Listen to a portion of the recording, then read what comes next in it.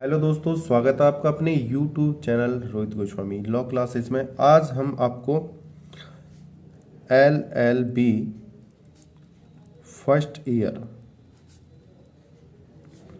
Same first का जो third paper होता है, हमारा पेपर है टॉट, जिसको हम अपकृत्य भी बोलते हैं। ठीक है, क्या बोलते हैं? अपकृत्य। ठीक है, इसका जो कोड होता है, हमारा कोड होता है 1003। ठीक है, अब से पहले मैं अपनी YouTube चैनल पर काफ़ी लॉन्ग एंड शॉर्ट और वेरी शॉर्ट क्वेश्चन करा चुका हूँ। एक बात ध्यान रखना, शॉर्ट और वेरी शॉर्ट दोनों मिक्स होते हैं इसमें। ठीक है, बहुत टिपिकल हो जाता है इनको निकालना। आज हम बात करेंगे जानबूझकर आपत्ति लेना। जानबूझकर आपत्ति लेने से मतलब है कोई व्यक्ति कोई दुर्घटना घटती है तो उसको पता है कि वो दुर्घटना यहाँ पे घट सकती है, फिर भी वो उसके पास रहता है तो वह किसी पे केस नहीं ला सकता। तो इसको समझते हैं, अपने क्वेश्चन के अनुसार चलते हैं। जानबूझकर आपत्ति लेना, जानबूझकर आपत्ति लेने को हम पढ़ते हैं। मैं दो बातें पहले ही बता चुका हूँ। इन पेपरों में, टॉट वाले पेपर में हमको ज़्यादा इम्पोर्टेंट चीज़ क्या होती है? डेफिनेशंस, और दूसरी क्या है? एग्जाम्पल्स। ये चीज़ें हमारी बहुत ज़्यादा इम्पोर्टेंट हैं, और उदाहरण। ठीक है, ये हमें देखने हैं अपने, है ना। आगे चलते हैं अपने क्वेश्चनों पे, क्योंकि ज़्यादा टाइम नहीं गवाते हुए, टाइम हमारे पास कम है और क्वेश्चनों की भरमार ज़्यादा है, तो हम सभी को देखते हैं। जानबूझकर आपत्ति लेना नामक सूत्र का अर्थ है कि जहां व्यक्ति स्वेच्छा से हानि उठाता है वहां कानूनी क्षति नहीं होती। ठीक है, अगर कोई व्यक्ति है, उसे पता है कि यहाँ पर कोई दुर्घटना घट सकती है, उसके बाद भी वह वहाँ पे रहता है और उसके साथ वो दुर्घटना हो जाती है, तो वह वादी किसी के ऊपर केस नहीं ला सकता, क्षतिपूर्ति का वाद दायर नहीं कर सकता है। ठीक है ना। आगे जानते हैं क्या है इसका। सामंड के अनुसार, देखो डेफिनेशंस, एक भी क्वेश्चन आपके पास ऐसा नहीं आया होगा जिसमें डेफिनेशंस नहीं है। डेफिनेशंस में बहुत ज़्यादा जोर दिया जाता है इस वाले पेपर में, ध्यान रख लेना। जिस प्रकार आर्टिकल में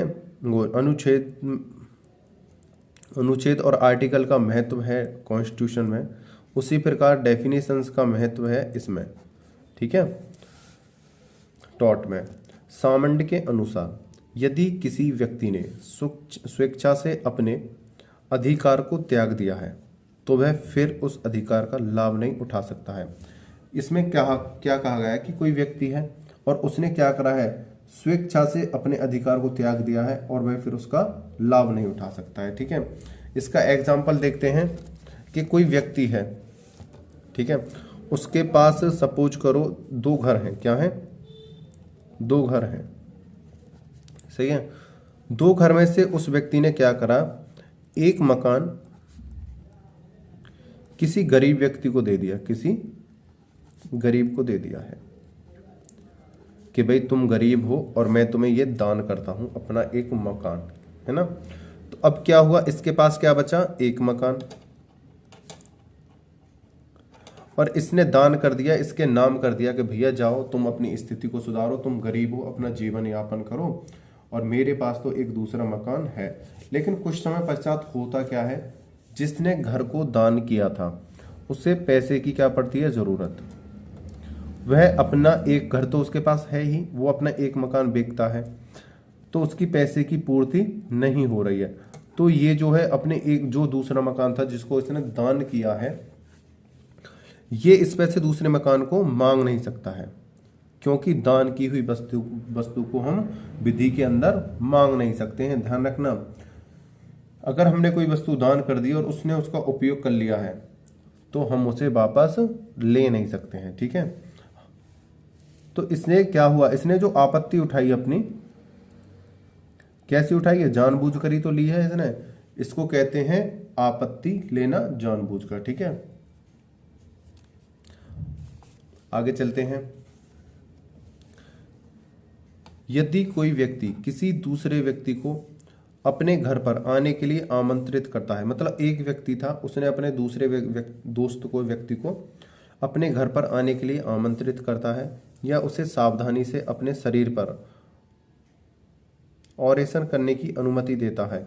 ऑपरेशन, सॉरी यहाँ पे ये गलत लिख गया है, यहाँ पे काट के आप इसका क्या कर लोगे, ऑपरेशन, ठीक है ना। ये देखो गलतियां मेरे से भी हो जाती हैं, बहुत फास्ट लिखना पड़ता है। तो ये क्या है, यहाँ पे क्या हो जाएगा, ऑपरेशन। दोबारा से पढ़ते हैं। यदि कोई व्यक्ति किसी दूसरे व्यक्ति को अपने घर आने के लिए आमंत्रित करता है या उसे सावधानी से अपने शरीर पर ऑपरेशन करने की अनुमति देता है तो वह बाद में उन कार्यों के लिए उस व्यक्ति के खिलाफ अत्याचार या मारपीट का दावा नहीं कर सकता। उसने क्या करा है, खुद ही अनुमति दी है ऑपरेशन करने की। ऑपरेशन करते वक्त या तो उसकी कोई क्षति हो जाती है या कोई दुर्घटना हो जाती है तो उसके प्रति ना तो वह बाद ला सकता है ना उसके परिजन बाद ला सकते हैं, क्योंकि उसके ऊपर क्या दी गई है, एक अनुमति। आपने कभी देखा होगा जब हमारा कोई फैमिली या परिजन ज़्यादा बीमार हो जाता है, जब हम हॉस्पिटल में लेके उसे जाते हैं और जो टिपिकल केस जब होता है तो वो एक कागज़ लेके आते हैं, वो कागज़ पे हमसे क्या करवाते हैं, अपने सिग्नेचर कराते हैं कि हाँ अपने सिग्नेचर कर दो।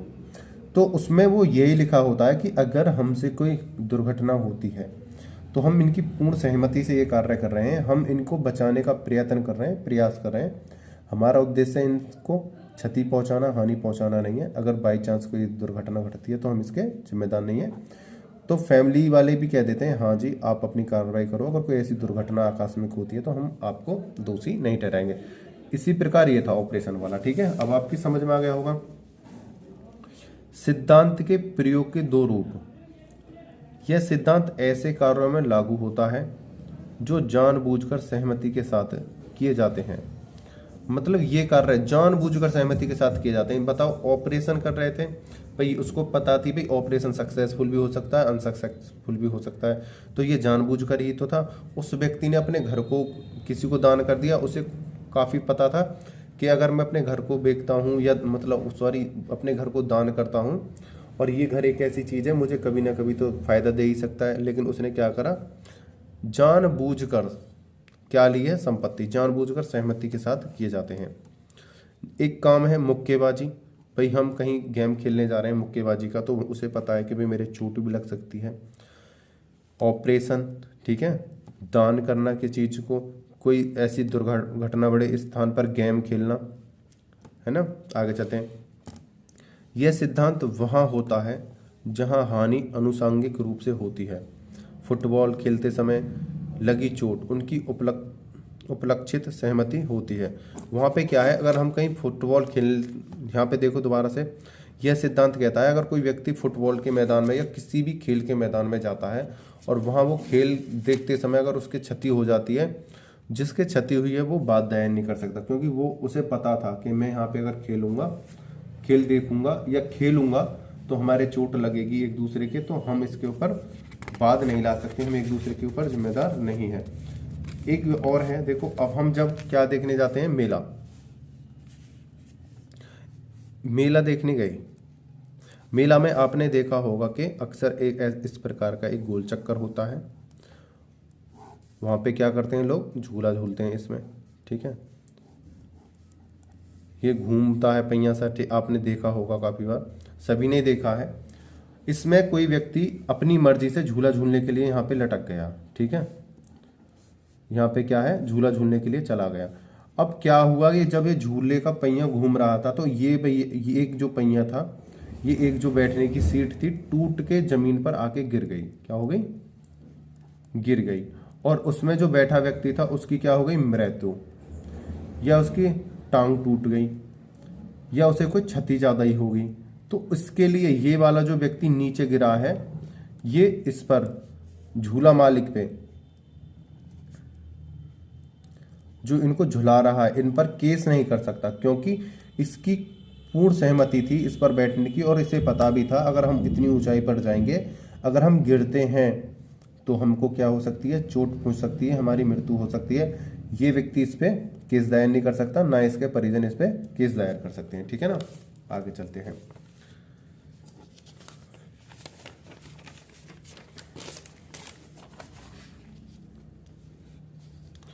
सिद्धांत के लागू होने की शर्तें। इसमें एक बात और है, अगर ये जो अभी हमने आपको एग्जांपल दिया है ये इस पे बैठा तो है, लेकिन इसकी भी एक शर्तें होंगी, उन शर्तों को अब हम देखेंगे। सहमति स्वेच्छा से दी जानी चाहिए। सहमति दबाव या गलत प्रतिनिधि द्वारा प्राप्त न की गई हो। किसी व्यक्ति द्वारा दी गई सहमति को स्वेच्छा से दी गई सहमति तब तक नहीं मानी जा सकती जब तक वह इस दिशा में न हो कि वह खतरे वाला और खतरा रहित काम में स्वतंत्र रूप से चुनाव ना कर सके। मतलब इस पे ये बैठा था, ठीक है। ये जो नीचे गिरा है व्यक्ति, इसकी हड्डी टूटी है, जो टांग टूटी है, जिसकी मृत्यु हुई है, इसको अगर किसी ने जबरदस्ती बैठाया है, अरे कुछ नहीं होगा यार, पहली बार है, डर निकल जाएगा, या इसे फुलसा के या लालच दे के या डरा धमका के, अरे बैठो हम भी तो बैठ रहे हैं, अगर इसे ऐसे बैठाते हैं तो ये क्षतिपूर्ति ला सकता है। इसमें कहा गया है सहमति स्वेच्छा से दी जानी चाहिए, मतलब अपनी मर्जी से बैठना चाहिए, किसी के कहने से नहीं। कोई भी कार्य अगर ऑपरेशन करा रहे हैं, अपनी मर्जी से कहे कि हाँ जी हम कर सकते हैं, या उसके परिजन उसकी गारंटी दें अगर कोई छोटा है तो, सही है। दूसरे नंबर, कार्य तथा कार्य प्रणाली वैध होनी चाहिए, मतलब अवैध कार्य नहीं होना चाहिए। जैसे ऑपरेशन करना है वैध कार्य है, झूला झूलना है भाई एक ये खेल के मनोरंजन के साधन में आता है, क्रिकेट मैच है, फुटबॉल मैच है, ये भी क्या है वैध है, कानूनी है भाई, ये तो कार्य करे ही जाएंगे, ठीक है ना। जिस कार्य को करने के लिए सहमति दी जाती है उसे करने का ढंग वैधानिक होना चाहिए, अन्यथा सिद्धांत लागू नहीं होगा। मतलब जो कार्य कर रहे हैं जिससे क्षति हुई है वह कानूनी है, गैर कानूनी कार्य नहीं कर रहे हैं हम। कोई व्यक्ति ये कह दे कि भाई एक खेल खेलेंगे क्या कि 10 तमंचे तू अपने गांव से ला और 10 तमंचे मैं अपने गांव से ला रहा हूं और एक फिल्म की क्या करेंगे शूटिंग, तो ये क्या है अवैध है भाई। ये तमंचा लाना ही अपने आप में अपराध है। ये दोनों क्या कर रहे हैं, ये भी और ये ए भी तमंचे लेके आया 10 और बी भी तमंचे लाया, और इन्होंने क्या करा भाई हम तो एक गांव में शूटिंग करेंगे फिल्म की और यूट्यूब पे अपलोड करेंगे। आपस में जब ये फायरिंग कर रहे थे तो एक दूसरे के गोली लग जाती है। इनको सब पता थी गोली चलेगी तो मरेगा जरूर। अगर एक दूसरे सहमत भी है ना, एक है कि ना जी कोई बात नहीं हमारा भैया है मर गया, हम तो शूटिंग कर रहे थे कोई बात नहीं मर गया, दोनों की सहमति भी हो जाती है तो इन्हें सरकार नहीं छोड़ेगी, क्योंकि तमंचा रखना अपने आप में गैर कानूनी है और एक दूसरे के ऊपर फायरिंग करना ये भी गैर कानूनी है, ठीक है। ये क्या है अवैध, तो ऐसे कार्य हम नहीं कर सकते, हम वैध कार्य कर सकते हैं, ठीक है ना।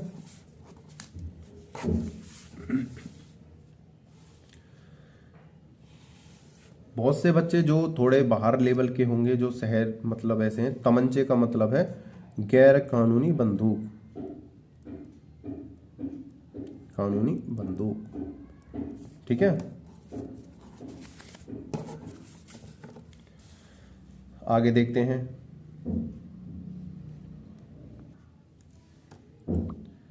यह सिद्धांत सहमति पर आधारित है, ज्ञान पर नहीं। यह बात डैन वर्सेस हैलीमंटन 1939 से पूर्णतः स्पष्ट होती है। प्रस्तुत बाद में एक महिला एक कार में सवार होती है जिसका चालक शराब पिए हुए है। नशे के कारण चालक की असावधानी से दुर्घटना हो जाती है और महिला घायल हो जाती है। अतः निर्णय हुआ कि वादिनी क्षतिपूर्ति की अधिकारिणी है, यदि वह जानती थी कि शराब के नशे में खतरा हो सकता है, किंतु इसे यह निष्कर्ष नहीं निकलता कि उसने प्रतिवादी को असावधानी से उत्पन्न खतरे की अनुमति दी थी। यहाँ पे क्या कहा गया है कि इसको पता था, एक महिला थी वो किसी की कार में जाके बैठ गई,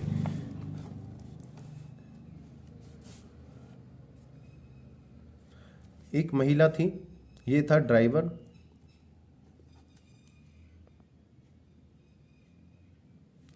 और ये कौन थी वादिनी यानी महिला। ये जो है इनकी गाड़ी में जाकर बैठ गई हैं। ये जो है ड्राइवर साहब दारू पिए हुए हैं अच्छी तरह से, इन्होंने क्या कर रखी है ड्रिंक, दारू पिए हुए हैं, ठीक है, शराब पी रखी है, ठीक है, दारू नहीं शराब पी रखी है। और ये इनको पता है कि इन्होंने दारू पी रखी है, लेकिन ये कार में बैठ गई क्योंकि इन्हें पता है ये तो कार डेली चलाता है। ये कार में बैठी अपनी सहमति से, ठीक है। लेकिन इन्हें पता थी दारू तो पी रखी है, लेकिन इन्हें ये नहीं पता था कि इसने कितनी क्वांटिटी में पी रखी है, ठीक है। और ये दारू पीकर गाड़ी चलाता है और गाड़ी को क्या करता है, ठोक देता है, और बादनी के क्षतिग्रस्त हो जाती है, दुर्घटना हो जाती है। तो बादनी इस पर क्या कर सकती है, केस।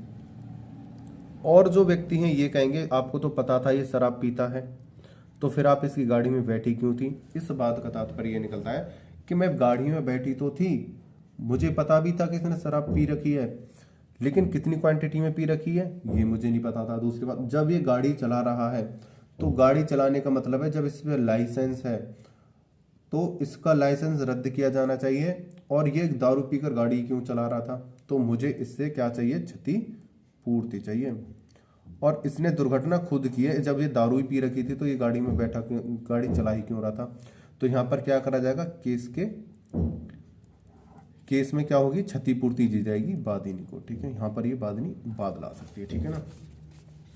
उम्मीद करता हूँ आज का जो ये क्वेश्चन है आपको समझ में आ गया होगा। अगर आपके समझ में नहीं आया है तो प्लीज़ कमेंट करके हमें बता दें और अपने सुझाव हमको दें, आपको हमारी वीडियो कैसी लग रही है, आपके लिए कितनी कारगर सिद्ध हो रही हैं।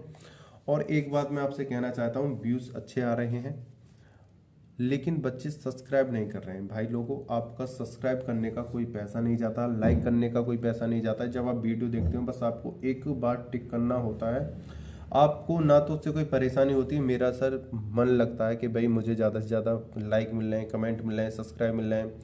और आपके जितने भी कॉलेज ग्रुप हैं भाई, ज़्यादा से ज़्यादा अपने कॉलेज ग्रुप में शेयर करो भाई, जिससे ज़्यादा से ज़्यादा आपके दोस्त, आपकी बहन, आपके भाइयों को बेनिफिट हो। देखो, कोई भी चीज़ छुपा कर अगर आप करोगे ना, आप कहीं ना कहीं अंदर ही अंदर घुटोगे। आप जितनी ज़्यादा किसी की मदद करोगे ना, आप उतने ही ज़्यादा आगे को सक्सेस होगे, ठीक है। तो इसलिए ज़्यादा से ज़्यादा इसको ग्रुपों में शेयर करो, ठीक है, जिससे मेरे कमेंट ज़्यादा आएँ, सब्सक्राइब ज़्यादा आएँ और मेरा मनोबल बढ़े और मैं आपके साथ निरंतर ऐसी मेहनत करता रहूँ। और यह सिलसिला आपके फर्स्ट सेम से लेके लास्ट सेम तक चलने वाला है, और आपके LLB के हर डाउट क्लियर किए जाएंगे पढ़ाई से अलग। ध्यान रखना है ना, ये मैं आपको हर चीज़ से संतुष्ट करके चलूँगा, ठीक है ना। वीडियो को अंत तक देखने के लिए धन्यवाद। टेक केयर, बाय बाय, जय हिंद, जय भारत।